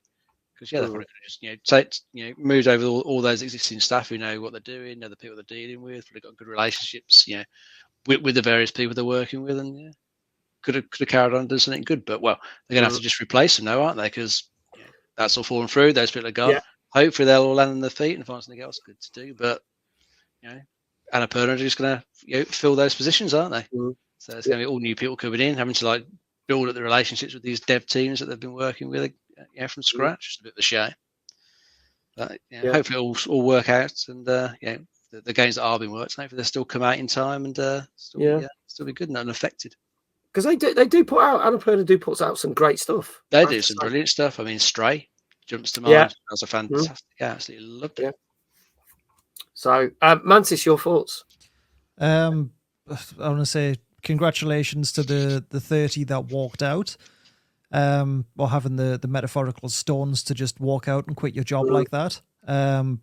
Amazing. I'm sure they'll all find work given how many great things they've done. Yeah. And shame on the managers for not listening to them. Yeah. I even wonder whether Nathan Gary will set up his own thing anyway, and they might all go. I mean, that might not happen, but you could see that happening in that respect if they're all pulling together. It's funny because obviously Manic was comparing this to a YouTube channel. I can't remember the name of the YouTube channel, but I know that they basically were negotiating and negotiations broke down, and literally everyone left, and all the people left to set up their own YouTube channel, practically doing the same thing, but they've just changed all the names of the different parts of it, which is hilarious. And it's one of the guys that does it. I watch his things because I think it's now called Fully Rambolotic, where he basically just rips the shit out of games. Oh yeah, I know who you mean. They do. I think it's Second Wind podcast as well. Yes, Second Wind. Yeah. They left the organisation that they were originally with and just done that. Yes, the Escapists. Thank you, Manic. Yeah, and they just fucking went, boom, gone. So so it could be a scenario like that. So yeah, boys, I hope so. So fingers crossed. Good on them. Yeah, fair play to him. Drawn Unicycle, good evening. Good to see you. He says we have something like this slowly going on at work. The game they have on the Xbox Showcase looked really good. Well, apparently there won't be any delays to any future TV projects or games, they've stated, but we will see. There you go. Coming to our last couple of games on the night. This came out on Friday the 13th, but this ain't a spooky game. This is out on PS4 and 5 and PC. And I'm going to say I'm intrigued by this game, but I just don't think the music suits the trailer, and you'll see what I mean. This is Evotinction, which I probably said completely wrong. I've just hit the wrong button, so that's a good start. Where is it? Where are you?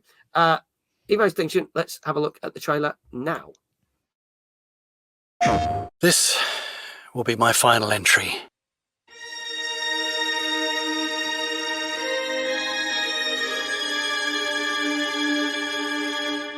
We're into hour 52 of the Red Infection. There's no way all the survivors are still alive. I don't know how many I can save if I succeed. If you find this, you'll understand what happened. You'll know I'm taking full responsibility for solving this. I can't abandon the survivors, no matter what it takes. I have to stop Red.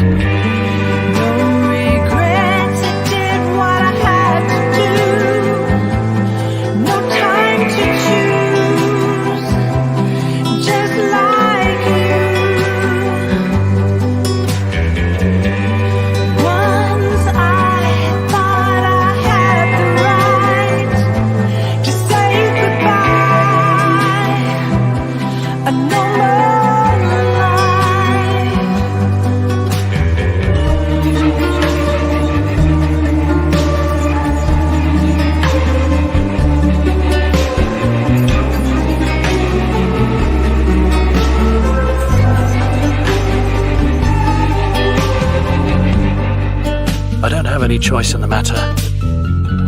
What happens here is not yours to fix. Be brave, baby girl. I gotta go. PlayStation. So that's Evotinction. I don't know. I don't think the music suits that trailer. That's just my opinion. Some people might say it does. Second time I watched it, it still doesn't work. I think the woman singing the theme that sung Metal Gear Solid Snake's Eat a thing. I mean, that's cool, but I don't know. It felt there was like a lot of dangerous things going on, and it was all like, yeah. Yeah, this seemed like an odd choice. Maybe we should try and capture a bit of the where some of the older Metal Gear trailers were with that sort of music. I don't think it quite caught it. Yeah. But this one looks interesting because it is a stealth action title, probably a bit like some of the older Metal Gear ones where it's just pretty much stealth focused. You got to try and sneak around this facility. It's a facility that's run by AI, but it's been infected by a virus, and it's caused all the machines in there to kind of turn against you, and you come back into this this facility to try and find the survivors in there, see if you can rescue them. And so you've got to sneak your way around the facility, try and like hack or avoid the AI robots that are prowling around the facility. So it looks all right. Graphics wise, I think it looks pretty decent. It was quite nice to see just like a sort of plain stealth game, because a lot of the time it's just stealth mixed in with something else in most games these days, isn't it? It's not just a stealth game on its own. But this looks fairly stealth focused, so it could be fun if you're looking for something like that. I think it looks okay. Looks all right. Yeah. Mantis, your thoughts? Metal Gear Solid meets Mass Effect. Ah, good shout. Yeah. It was giving me those types of vibes. I don't think the music matched it, like you said. I would have liked to hear maybe Firestarter by Prodigy. It would have made the game feel completely different. But yeah, I think it looks really cool. Yeah. I again to try it. Yeah, I would like to try this game. I hadn't heard much of it until literally a couple of days ago, but I would give this a try. Let's have a look what people are saying. I have to ask. Guys, is that Justin Bieber? It is. Would you like to see him a little bit closer up? There you go. We'll get Justin's score for this one. Go on, do it. Baby, baby, baby, ooh. There we go. Nope, you can't see his head. No. I mean, that's not a bad thing. There we go. There you go. Sit on my knee. Do you know what? We've had some very special guests on the show, but never have we had the Bieber. So now we have.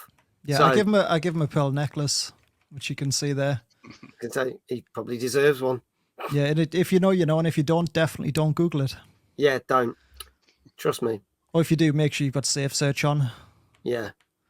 You don't want your parents finding out what you've been searching. Let's have a look at the scores. Danka says it looks intriguing. A 7. Gozzo, 7. Ben, an 8. John Union says, I don't know. This isn't for me. I'd say it looks nice. It's 7.5. Jenny says, I'm going for an 8 on this one. Ghost Cat was like, Jesus, it's Bieber and his pearl necklace. Dave, what do you reckon? I'm going to go for a 7. Going for a 7 as well. Flame is also going for a 7. Bieber is fine and all, but he's no piano. I know we had Simran and his piano in the background 2 weeks ago. iQual says 7.5. Mantis, what do you reckon this got? What do you think, Beebs? Yeah, go on, Beebs. What do you reckon? What do you reckon? Nice. He's got nothing. There's nothing behind the eyes. No, there's nothing upstairs. I'm gonna say it was 8. I'm gonna go 8 for this one. Okay, going for an 8. iQual says a 7.5. Nothing beats Dave's ban. There you go. Exactly. Dave's ban is the best thing there. You know. But I would say, in Bieber's defense, if you had also starred in Zoolander 2, you would also be dead behind the eyes. So let's see what this got. Dave, remind me of your score, please. 7. 7. Okay, and you went for an 8, didn't you, Mantis? Correct. Yeah. Okay, awesome. Let's see. Last chance, folks. Get those scores in chat. This is Evotinction, which came out last Friday. on PS4, 5, and PC. And I can tell you that this got a solid 7 out of 10. So there you go. So it's worth checking out. Well done to everyone who got it right. Dave, another one right. That's now 4 from this evening. Not bad, not bad. Not bad for you tonight, sir. So how would you like your shout out? I think we'll get you doing a bit more spinning on the chair, mate. A bit more spinning. Hopefully I don't smash the table behind me. We'll see. Let's go. Take out. Here we go. See what we can take out. Gotta go. There you go. Exclamation Dave in the chat. Give him a shout out. Congratulations to everyone else who got this right. In fact, I'll tell you what. I sang on the last one. I'll sing on this one. Ready? Go for it. Baby, baby, baby. Ooh, yeah. Baby, baby, baby. Ooh. That's for Bieber. He appreciates that. I'm sure he does. I can tell he enjoyed it so much. He's taking a nap right now. You can see. So there you go. Well done, everyone that got that right. Our final game, while I get my focus back on the camera because it's spinning right round like that. Last game of the night. This came out yesterday on PC and PS5. It was due to come out on Xbox, but it has been delayed by a couple of weeks. And they did actually state that was Xbox's fault for basically not getting their shit together. This is Entroia, the last song. Let's have a look at this. And then we can talk about... Oh, I've lost the bloody trailer now. I've got so dizzy. Here's the trailer for that game. Let's go. Tis not your God, but his golden princess that holds thee, and I fan your experiment, not your wrath. Both produce an insufferable cacophony through my ears. Oh, but our guest is here. My, what exquisite golden inlays. What masterful craftsmanship. Come, puppet, dance for us.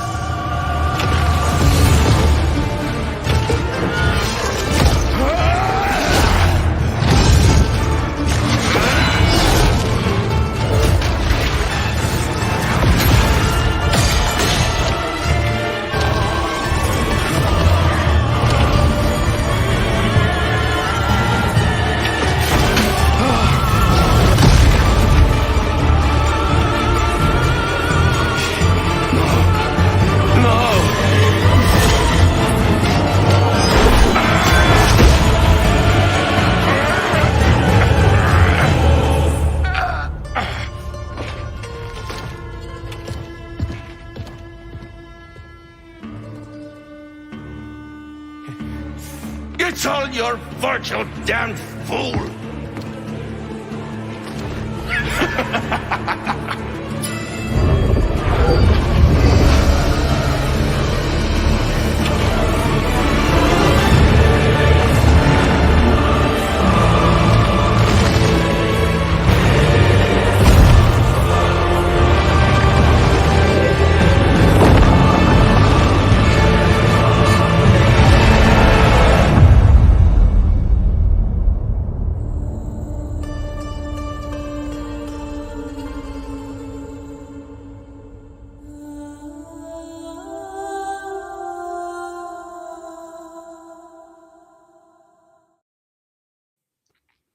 So there you go.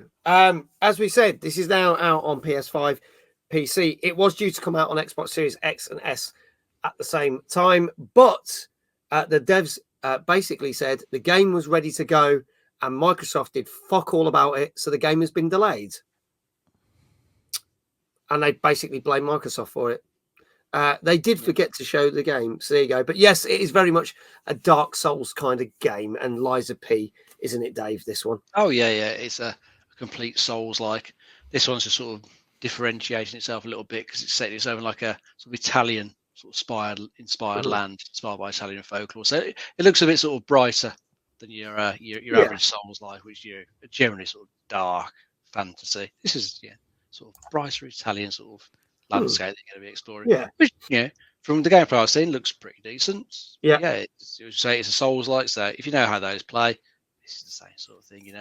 limited checkpoints. Enemies respawn when you rest at the checkpoints. It's all that sort of stuff. Challenging bosses. This particular one has no sort of block mechanic to it, so it's all dodging and parrying the enemy attacks, trying to defeat them. And you can see the trailer. Your character had lots of different weapons, so lots of different sort of builds that you can do with the different weapons. You can connect different armor sets and stuff like that.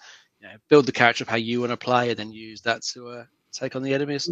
I think this one looks pretty decent. I think if you like stuff like Dark Souls and Lies of P, then yet another Souls like that's probably worth a look. But I don't think it's quite as good as something like Black Myth Wukong that just came out. Right.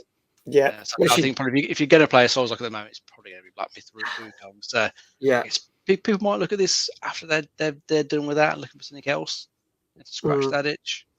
But I don't think it's meant to be quite as good as some of the other Souls likes that we've seen. Just okay. There you go. Okay, Mantis, your thoughts?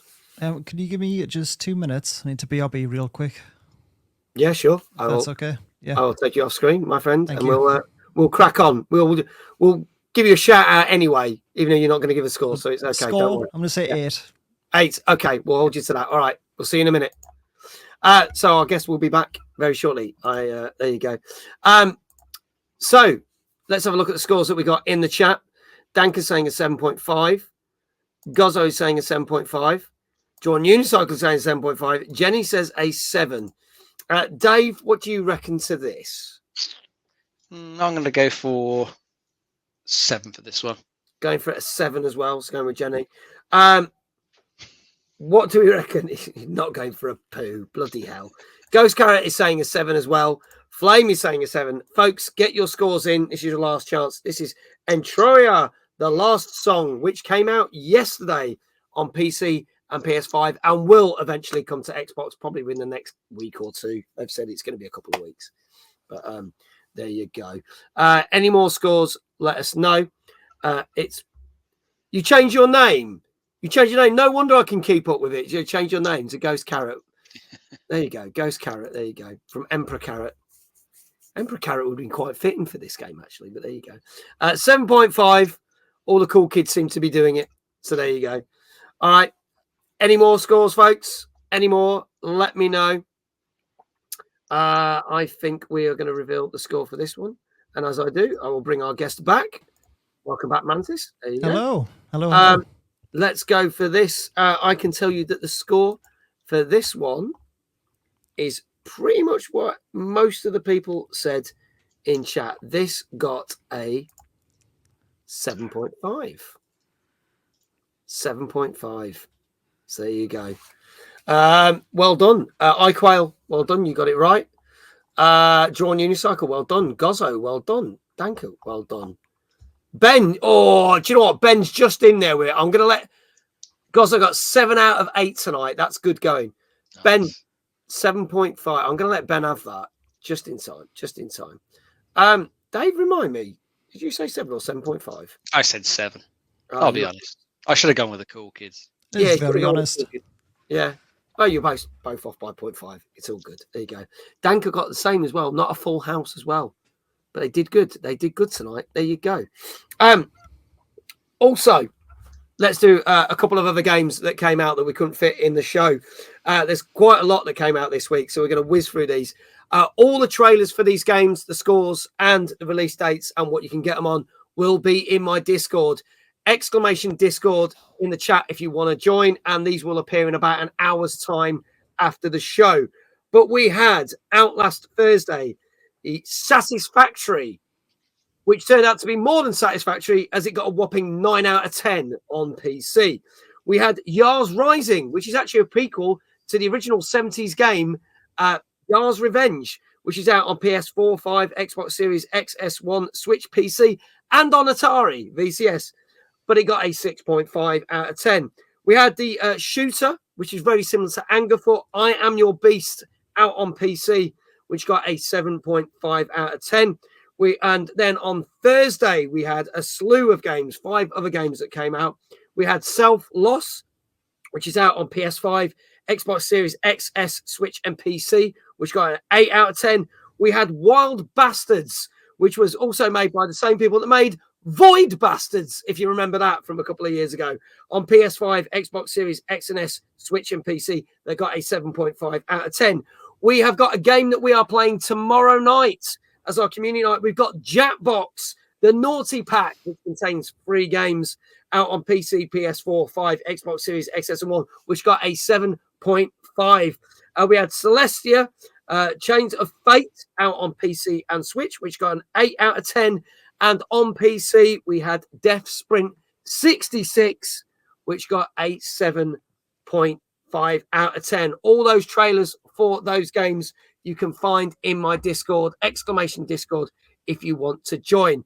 Toast, good evening. Welcome. Good to see you. Our final news story before we wrap up the show is an interesting one, because we started with the show talking about why the PS5 Pro is basically a fucking rip-off. But interestingly enough, the sites for the PlayStation 6 are not as far away as you think, because it has been revealed that back in 2022, Intel, who normally made the chips for the PS4, etc., lost their contract with Sony. And it means that AMD will now be supplying the chips for the PlayStation 6. Now, no exact work has actually started, but it means that they have the contract and they will be basically pushing out the patterns and stuff for the PlayStation 6. Now, if theory dictates how long the releases go from PlayStation to PlayStation, allegedly it means if you go with this, between the gap between the PlayStation 4 and the PlayStation 5, we should start to see a PlayStation 6 in 2027, which just seems far too soon. Far too soon. So for those who are like, fuck it, I don't want to spend 700 quid on a PS5 Pro, don't worry, because you'll probably be spending £1,500 on a 6 with an AMD chip. And there you go. Intel weren't available for comment. However, they did put out a statement which did seem a bit salty, stating that they had other big clients and they would continue to work with them, and didn't really mention Sony at all. So they did seem a little bit strong in the tail with that out. So they sure you do, Intel. Sure you do. Yeah. There you go. So what do we think about that, gents and chat? People are saying 2028. They were dictating 2027. But, you know, maybe it will come 2028. Maybe it'll be later, because let's face it, we have not seen anything decent really from this gen of consoles. They're not really pushing their limits. So I think push it back. 2030. Fuck it. 30. That'll do me. Gents, be happy with that. Yeah. I don't think it's actually a bad thing that they didn't go with Intel in the end, because since they've been with AMD for the last couple of generations, it was AMD in the PS4, it's AMD in the PS5. Yeah, so same with the Xboxes. They've been using AMD for the last few generations as well. It makes it easier with backwards compatibility, because that's quite a big thing now. Yes, because when we weren't too bothered about that in the older generations, you could just chop and change the chips each generation. No one ever worried about running the older games on the newer system. But now, of course, everyone wants their back catalogue to move along with them. So it makes it easier if the chipset stays the same. So if they were to switch to Intel, they'd probably have to put a hell of a lot of work into making sure the older stuff could run. If it's a different chipset, there's a lot of things I have to bear in mind. And AMD have generally been doing a decent job on the last couple of systems. What they've got in the PS5 and the Series X is decent. Yeah, it's good. I just don't think of the latest generation stuff. It's really been pushed to its limits yet. We've had some good stuff on there, but it's not really. It doesn't feel like it's really pushed them to the limits. Too early. So who knows? We'll see what we end up with on PS6 and how much it costs when it eventually comes out. I think I might have to start saving now. Yeah, PS6. The 6 stands for £6,000. There you go. Mantis, your thoughts on this? Are you happy that AMD will continue working with them? I think it's a good move from Sony to stick with AMD. Nothing but good things to say about AMD CPUs, chips, or second to none. I think they're in the process of taking over Intel, especially since recently Intel had that whole problem with systems being shut down. Is that on the 13th and 14th gen chips? Yeah, that sounds right. So yeah, I think it's a safe call by Sony to go with AMD. Probably did the right thing. Probably the only right thing Sony will do for the next 10 years. Yeah, well, it's weird you say that. It feels like Sony, for every good thing they do, they shit on it. So, Concorde, Astrobot, PlayStation 5 Pro, AMD. It's kind of like, do you see where this is going? Yeah. But they have done more shitter things. PlayStation Portal, anyone? What a completely pointless piece of shit. But there you go. Sold well there. Yeah. Yeah, I know. I mean, if it had a vibration function, it would sell a lot better. It's fucking weird. If you know what I mean, then you know what I mean. Yeah. Yeah. And let's not go on about the fact that they brought out that adapter for the PS5 VR too. I found that fucking weird. Just go get a MetaQuest or Steam VR or something. I don't know. Anyway, that's it for this week, folks. That is our show. That is all our round of games and news. We will be back next week, where our guest will be the legendary man that is Jason from the Gadget Show. Yes, Jason from the Gadget Show, who was one of our keynotes at Timeless Game Convention, will be on the show and talking about his new film that he is working on and the fact that they brought back the podcast of the Gadget Show. Yeah, so Mr. Jason Bradbury will be with us. Dan Game Tank, thank you for those 100 bits. That is greatly appreciated. Jason who? Well, you'll have to watch next week. But there you go. As Dave, quick question from Manic. By the way, has David Mantis heard of a game that's coming out soon called Fate Trigger Novita? Nope. I've heard of that one. Not. No. So is it recommended? Is it? Yeah, I don't know about it. Would you recommend it? Manic? Let us know, Manic. Can't wait for next week's show. It's going to be a corker. Can't wait. So, Jason Brownbread. I hope he's not. Because otherwise we'll have no guest. And then we can get Mantis back on if he wants to come back on next week. If Jason is Brownbread, I hope he's not, because he's a nice guy. There you go. Thank you to our guest tonight, the wonderful MYKLMantis. Thank you so much. Can we have all his channels and socials in the chat now? If you haven't followed him yet tonight, please do so. It's greatly appreciated. Manic says it's pretty much an anime hero shooter battle royale. No. Probably going to upset you. I'm not really into anime too much. Yeah. It looks like from the faces on the screen, no offense, Manic, no fucks given. Sorry, Manic.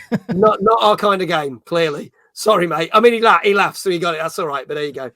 John Unicycle, you are very well. You're very welcome. Thank you to our wonderful co-host who knows the most, as always, Dave. Always a pleasure, mate. Always great to have you here, as always, my friend. Jenny says, good show, guys. Thank you so much. We will be back next Tuesday with another show with all the latest gaming news and reviews. And don't forget, tomorrow night is community night, and we are trying that brand new Jackbox, the Naughty Pack. As if we don't make Jackbox games naughty enough, we're now actually playing more adult versions of Jackbox. So I think I will probably get closed down by Twitch tomorrow night. And don't forget, if we're all talking about things Timeless, on Thursday, we've got a very special show dedicated to Timeless. It will be 5 weeks on from Timeless Gaming Convention. And not only will we be sharing videos and clips that people made, but we've got the official video that Jesse's been working on, the highlights of Timeless Gaming Convention, celebrating what a massive success that event was. And that's all thanks to you lovely lot of people in the chat and who attended the event. So check that on Thursday, a very special show. And I am going to state this. There will be no special announcements to do with Timeless on that show. But there might be if you go to a Taste of Timeless at Format. Maybe. Just maybe. Haven't confirmed that, but there might be. We shall see. So that's it. We're going to go do a raid and go raid on now. Let's go see if me and Mantis were talking about someone. I'm hoping they're still on. He is live and he's currently getting his chest waxed. Couldn't be a better time to raid him. So, as mentioned, we have got... Where is he? Come on. I can send you the link in the private if you'd like. Oh, I've got him. No, I've got him. He's popped up. He's a bit slow. It's weird. My Stream Deck, instead of loading them all in a row, it went backwards and forwards, and then he's smack bang in the middle. So I was like, where's he going? Yeah. So Johnny Beard, who was in charge of the Twitch non-Olympics, is basically doing the closing ceremony of the Twitch and trying to raise even more money for charity by literally getting his chest waxed. Yep, this is now. The last night. He's just hit £3,250. This is the punishment for hitting that goal. He does have other goals up to 3,500. Wow. Poor guy. He looks like his chest is red raw already, so this looks painful. I will drop the link in chat, folks. So let's do this. Thank you so much. Thank you again to all the mods. Thank you to wonderful people in chat who make this show a lot more interesting than I could ever make it. You lot are amazing. And with that, all I'm going to say is wherever you are in the world, have a great morning, a great afternoon, or a great evening. And we shall see you tomorrow night for some, Jackbox Naughty Packs. Ooh la la, spicy. We will do that thing where we just wave at the screen until the show ends. Bye. Good night.